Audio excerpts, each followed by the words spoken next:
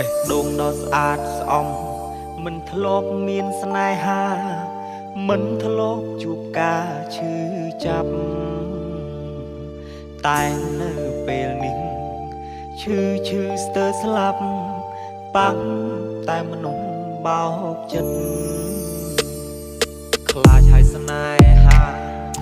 រៀងនឹងការឈឺចាំឈឺស្ទើរស្លាប់ពីបាទ្រាំបេះដូងកំសត់អើយត្រូវតែរឹងមាំត្រូវតែខំទ្រាំរស់ក្នុងភៀមឈឺចាប់ធ្វើជាមនុស្សស្មោះត្រូវគេក្បត់រួមនៅជាផ្សារហេតុអ្វីព្រំលីខិតមិនមេត្តារឿងមួយមនុស្សស្មោះមានកម្មពីសាងពីជាតិណា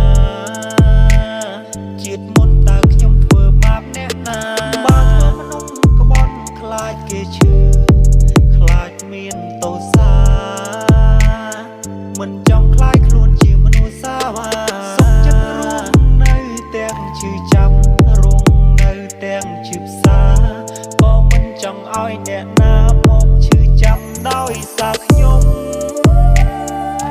Welcome to Mr. Aaron on the mix.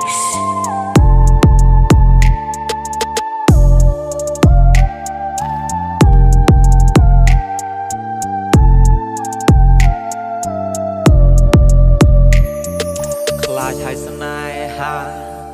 រៀងនឹងការឈឺចាំឈឺស្ទើរស្លាប់ពីបាទ្រាំបេះដូងកំសត់អើយត្រូវតែរឹងមាំត្រូវតែខំទ្រាំរស់ក្នុងភៀមឈឺចាប់ធ្វើជាមនុស្សស្មោះត្រូវគេក្បត់រួមនៅជាផ្សារ